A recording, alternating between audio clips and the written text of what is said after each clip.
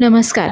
ठरलं तर मग मालिकेचा आजचा भाग तुम्ही पाहताय आणि खरं तर आजकाल या मालिकेचे एपिसोड खूप लेट येत आहे, त्यामुळे रिव्ह्यू द्यायला देखील खूप उशीर होतोय. चला तर मग आजच्या भागाला सुरुवात करूयात.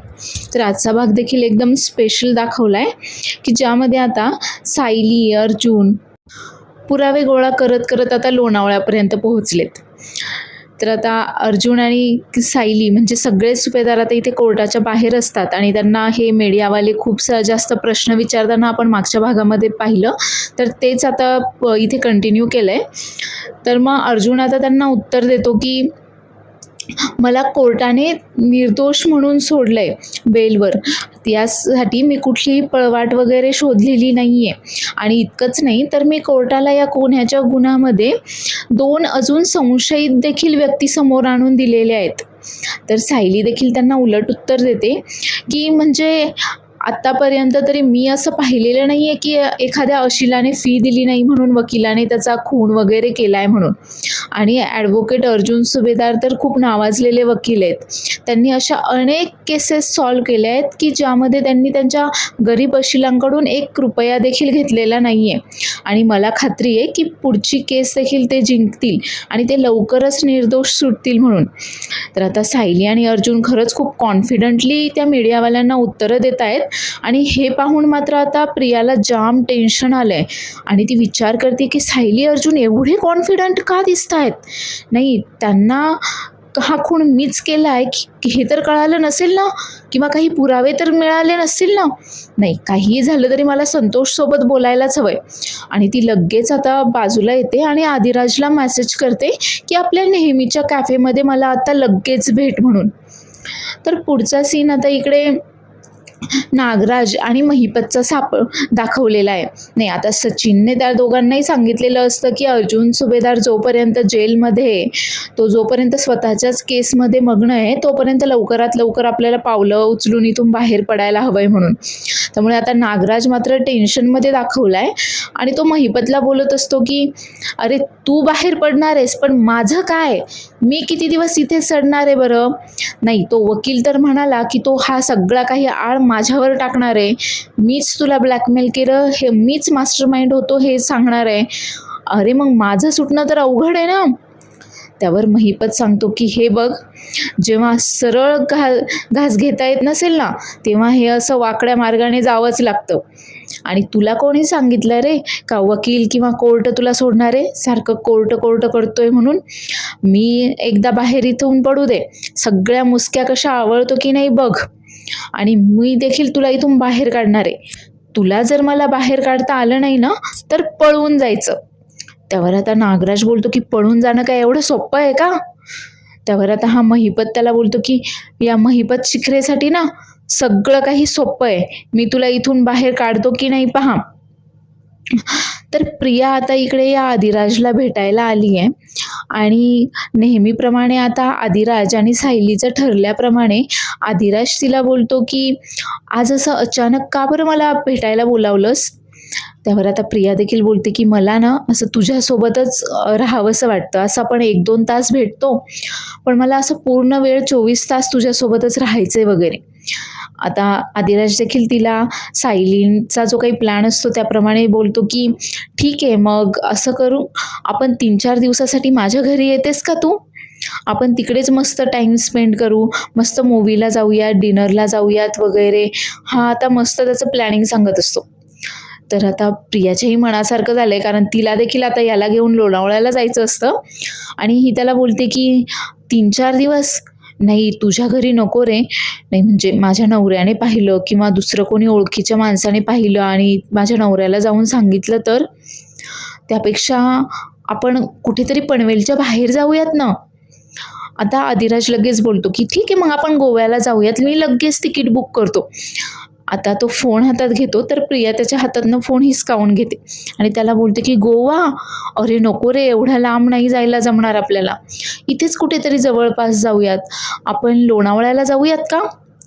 त्यावर आदिराज म्हणतो की लोणावळा नको ग, ते फारच जवळ आहे, आपण एक काम करूयात, आपण कोकणामध्ये जाऊयात. त्यावर आता ही प्रिया बोलते कोकणात? नाही नको, मला लोणावळाच फार आवडतो, मला लोणावळ्यालाच जायचं आहे. आदिराज मात्र विचार करत असतो की हिला लोणावळ्यालाच का जायचं आहे.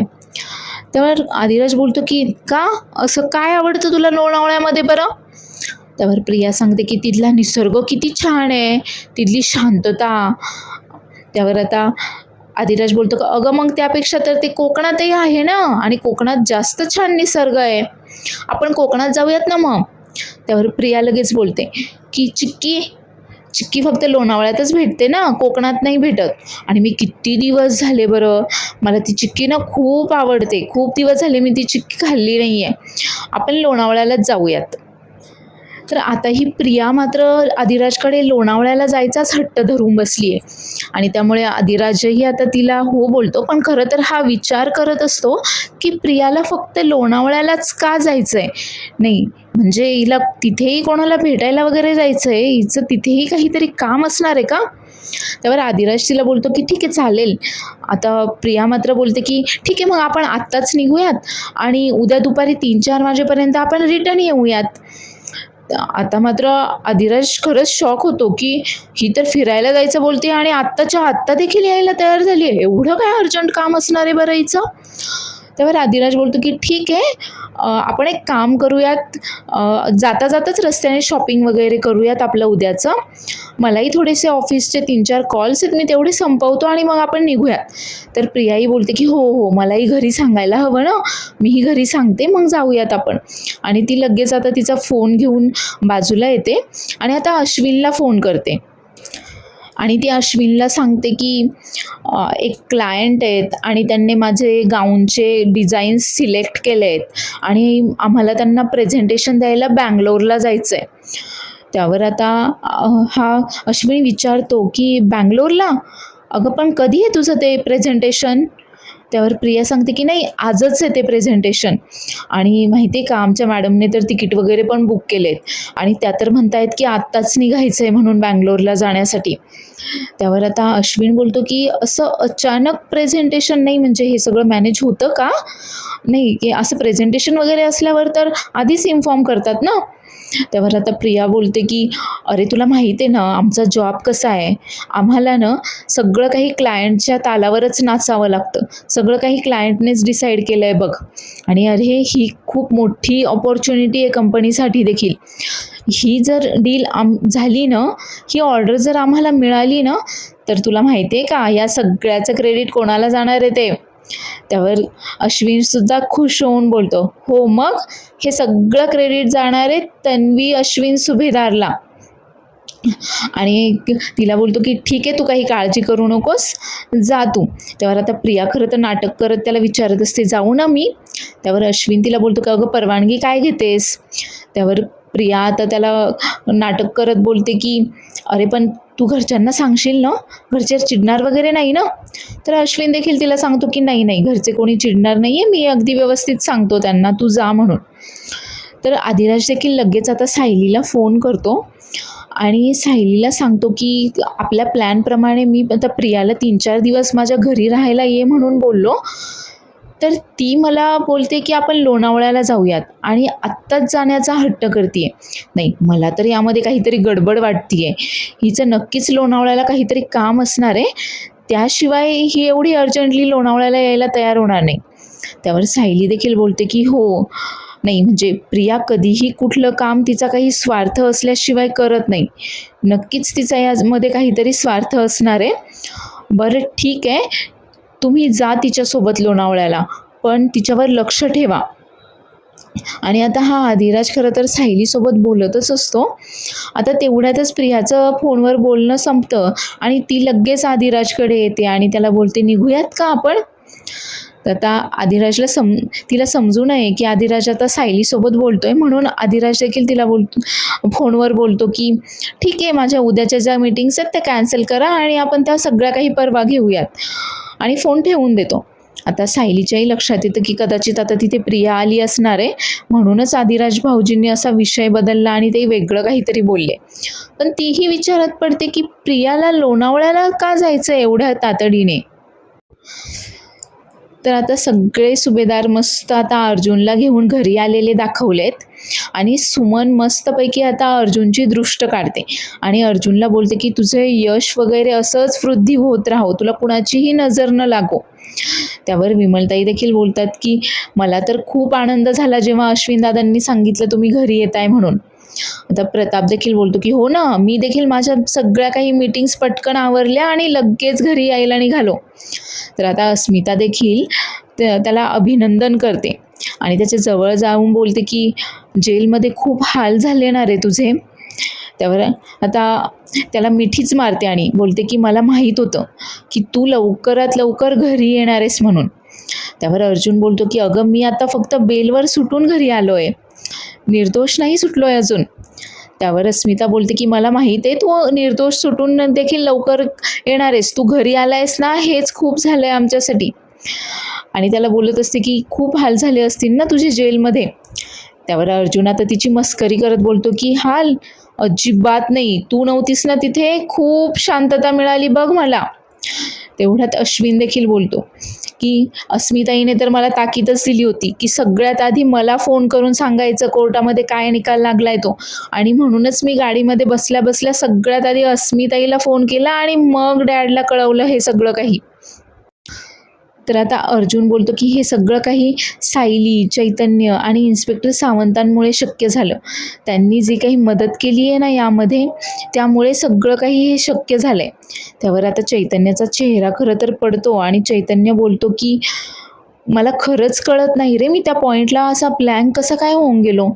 नाही म्हणजे मी तेव्हा बोलायला हवं होतं, पण मी इतका ब्लँक कसा झालो मला खरंच कळत नाही, मला खरंच माफ कर त्यासाठी.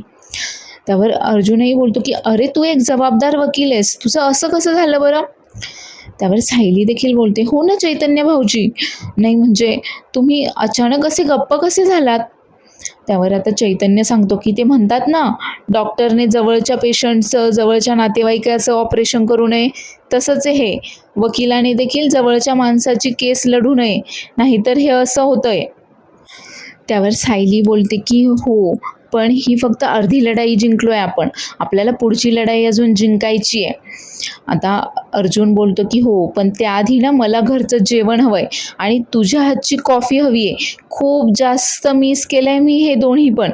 तर सायली देखील बोलते की हो चला लगेच तुम्हाला कॉफी बनवून देते. तर आता पुढचा सीन दाखवला इकडे या सचिनचा.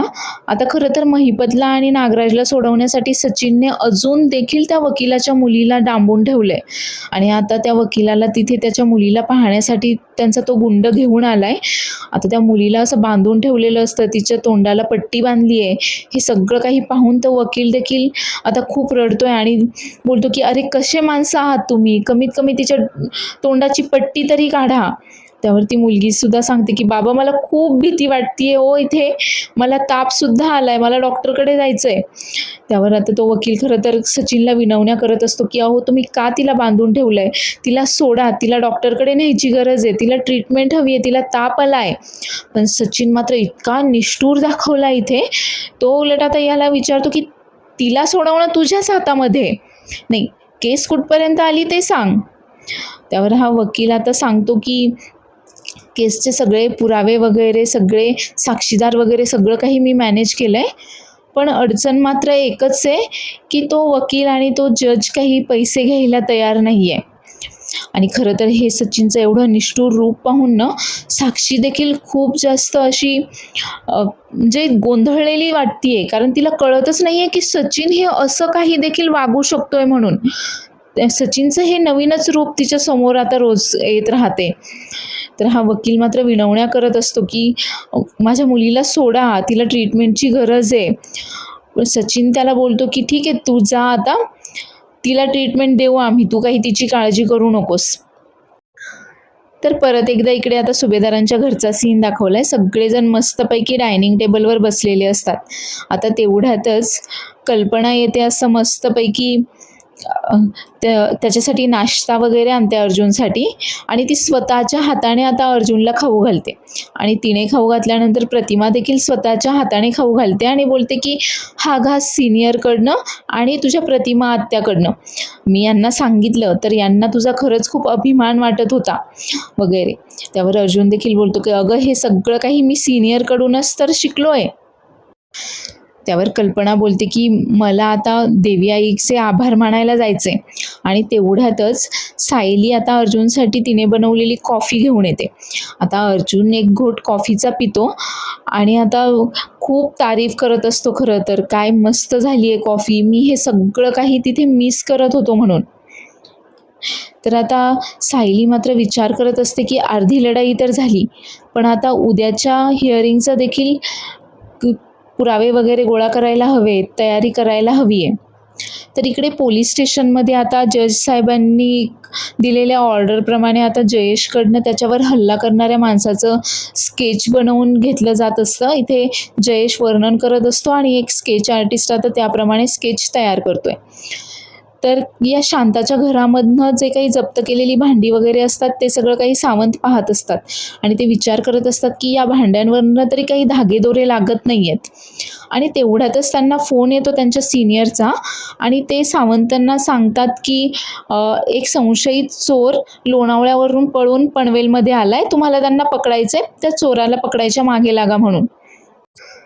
तर इकडे आता त्या वकिलाला काढून दिल्यानंतर ही साक्षी आता सचिनकडे येते आणि बोलते की आपल्याला ह्या मुलीला डॉक्टरकडे न्यायला हवं आहे, तिला खरंच खूप ताप आलेला आहे, तिची तब्येत ठीक नाही आहे. त्यावर सचिन बोलतो की काही गरज नाही आहे गं, असं सर्दी खोकला झाला ताप आला म्हणून काही कोणी मरत नाही. त्यावर आता साक्षी बोलते की अरे पण तूच म्हणालास ना की आपण तिला डॉक्टरकडे नेणार आहोत म्हणून, अरे तू एवढा निष्ठुर कसा होऊ शकतोस बरं. त्यावर आता सचिन बोलतो की निष्ठुर नाही गं, मी ते आपलं तिच्या बापासमोर असंच बोललो, तर तिला काही आपण डॉक्टरकडे वगैरे नेणार नाही होत. आणि मनातच विचार करत असतो की तुला तर माझे अजून सगळे रूप माहीत पण नाही आहेत, येतील हळूहळू समोर तुझ्यासोबत. तर साक्षी मात्र पूर्ण गोंधळलेली आहे. तर परत एकदा आता इकडे सुभेदारांच्या घरचा सीन दाखवला आहे. त्यामध्ये सायली, अर्जुन आणि त्यांच्यासोबत चैतन्य आता सगळे मिळून या केसचा परत एकदा स्टडी करत असतात. त्यावर सायली सांगते की आदिराज भाऊजींना तर प्रिया रात्री 12च्या भेटली होती, 12-1च्या सुमारामध्ये. आणि अश्विन भाऊजींसोबत तर ती 8 वाजताच घरातून बाहेर पडली होती. आणि तेव्हा तिने असं सांगितलं अश्विन भाऊजींना की ती मैत्रिणीकडे थांबतीये म्हणून. मग प्रियाने जर खून केला असेल तर ती त्या वेळेमध्ये नक्की कुठे होती, काय. आता अर्जुन देखील बोलतो की तिने जर खून केला असेल तर खून करायला, पुरावे नष्ट करायला, साफसफाई करायला या सगळ्या वेळेसाठी तिला 2-2.5 तास तरी लागले असतील. आणि कदाचित म्हणजेच शांताचा खून केल्यानंतर ती आदिराजला भेटायला गेली असणार 12-1च्या दरम्यान. त्यावर आता सायली बोलते की हे तर स्पष्ट आहे की हा खून प्रियानेच केलाय, पण नेहमीप्रमाणे आपल्याकडे तिच्या विरोधामध्ये पुरावे नाही आहेत. एकदा का तिच्या विरोधामध्ये पुरावे मिळाले की आपण तिला सहज पकडू शकतो. तर इकडे आता सावंतांकडे त्या लोणावळ्याचा जो चोर पकडायचा आहे त्याची फाईल आलेली असते. आणि तेवढ्याच वेळामध्ये आता जयेशने देखील ते सगळं काही वर्णन करून स्केच आर्टिस्टने ते स्केच तयार करून दिलेलं असतं. आणि जयेश लगेच ओळखतो की हो, हा तोच माणूस आहे, अगदी हुबेहूब त्या संतोषचं चित्र त्यांनी रेखाटलेलं असतं. आता हे चित्र ते इकडे सावंतांना दाखवतात की हाच होता तो. तेव्हा जयेश सांगतो की काळोख जरी असला ना तरी मी त्याचा चेहरा अगदी स्पष्ट पाहिला होता, हा तोच आहे. आता सावंत ते फाईल पाहतात तर त्या फाईलमध्ये देखील संतोषचाच फोटो असतो.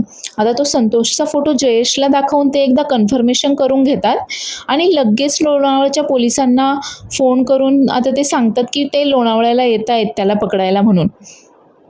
तर इकडे सायली आणि अर्जुन चैतन्याचं डिस्कशन सुरू आहे. त्यावर आता चैतन्य बोलतो की बाप रे, नाही म्हणजे किती निगेटिव्ह मेंदू आहे या प्रियाचा, ती असं काही देखील करू शकते. नाही म्हणजे खून करून सगळे पुरावे वगैरे नष्ट केले आहेत तिने, एवढा निगेटिव्ह मेंदू. हिचा मेंदू न काढून आता मेडिकल सायन्सच्या स्टुडंट्सला द्यायला हवा आहे स्टडी करायला की एखादा मेंदू एवढा निगेटिव्ह कसा असू शकतो. त्यावर सायली बोलते की हे काही तिने पहिल्यांदा केलेलं नाही आहे. साक्षीने जेव्हा खून केला तेव्हा तिनेही कसला विचार न करता प्रियाने लगेच सगळे पुरावे नष्ट केले आणि सगळा आळ मधुभाऊंवर टाकला होता. त्यावर अर्जुन बोलतो की हो, पण अशा कितीतरी निगेटिव्ह मेंदूंवर एक पॉझिटिव्ह मेंदू नक्कीच मात देऊ शकतो. जयेशवर हल्ला करणारा जो कोणी माणूस होता ना, त्याच्यापर्यंत जर आपण पोहोचलो तर आपल्याला प्रियापर्यंत सहजच पोहोचता येईल. आणि तेवढ्यातच अर्जुनला इन्स्पेक्टर सावंतांचा फोन येतो आणि ते सांगतात की लोणावळा पोलिसांचा त्यांना फोन आला होता आणि त्यांना समजलंय की एक चोर लोणावळ्यावरून चोरी करून पनवेलमध्ये पळून आला होता, पण तोच चोर काल रात्री परत एकदा लोणावळ्याला गेला असा त्यांना निनावी फोन आला आणि लोणावळ्याच्या पोलिसांनी त्या चोराला पकडलंय. आणि जयेशने जे वर्णन केलं होतं तो आणि लोणावळ्याच्या पोलिसांनी पकडलेला चोर एकच आहे. त्याचं नाव आहे संतोष लांडगे. आता अर्जुन लोणावळा बोलल्यावर सायली लगेच तिथे त्याला विचारायला येते, तर अर्जुन बोलतो की थांब, मला बोलू देत. आणि आता त्यांच्याशी बोलणं झाल्यानंतर अर्जुन फोन ठेवतो आणि त्यांना सांगतो की मी तुम्हाला 5 मिनिटामध्ये फोन करतो. त्यावर सायली विचारते की काय झालं. तेव्हा अर्जुन आता सायली आणि चैतन्याला सांगतो की हा जो स्केच हल्ला करणारा जो होता, जयेशने ज्याचं स्केच काढून दिलंय, तो संतोष आहे. त्याची ओळख पटली आहे आणि तो सध्या लोणावळा पोलिसांच्या कस्टडीमध्ये आहे. त्यावर आता सायलीची ट्यूब पेटते आणि सायली बोलते की अहो, प्रिया पण तर आदिराज भाऊजींना घेऊन लोणावळ्याला गेली आहे आणि खरं तर ती खूप हट्ट करत होती लोणावळ्याला जायचा, म्हणूनच आदिराज भाऊजी तिला घेऊन लोणावळ्याला गेले आहेत. त्यावर आता हा चैतन्य बोलतो की हो, पण लोणावळ्याला तिथे कोणीतरी अशा व्यक्तीने जायला हवंय की जी खूप धाडसी असेल, अजिबातही घाबरणार नाही, हुशार असेल, बिनधास्त असेल अशी. आणि कदाचित प्रियाकडून आता त्या संतोषच्या जीवाला देखील धोका आहे. त्यावर अर्जुन बोलतो की नाही, तो पोलीस कस्टडीमध्ये आहे, ती त्याला मारू तर शकणार नाहीये, पण ब्लॅकमेल नक्कीच करू शकते. आणि आता कोणाला पाठवायचं नक्की लोणावळ्याला, यावरून आता या तिघांची ही चर्चा सुरू असते. आणि आता चैतन्य जे काही वर्णन करतो, हुशार हवी आहे, एकदम डेरिंगबाज वगैरे हवी आहे, घाबरायला नको आहे, तिने संतोषला पकडायला हवं आहे वगैरे, आणि जिच्यावर प्रियाला संशय देखील येणार नाही अशी कोण व्यक्ती असेल बरं. आता हे सगळं काही वर्णन ऐकल्यावर सायली लगेच बोलते की आहे चैतन्य भाऊजी, तुम्ही जे काही वर्णन केलंय ना, तशी एक व्यक्ती आहे आणि आपण तिघेही तिला ओळखतो. तर आता सायली असं बोलताच आता या दोघांच्याही लगेच लक्षात येतं की सायली ऊर्जाबद्दल बोलतीये. तर पुढील भागामध्ये आपण पाहणार आहोत की सायली आता ऊर्जाला फोन करते आणि तिला सांगते की तिला लोणावळ्याला जाऊन त्या संतोषला पकडायला आणि सगळे पुरावे वगैरे गोळा करायला जमेल का. त्यावर ऊर्जा देखील सांगते की हो, मी करेल.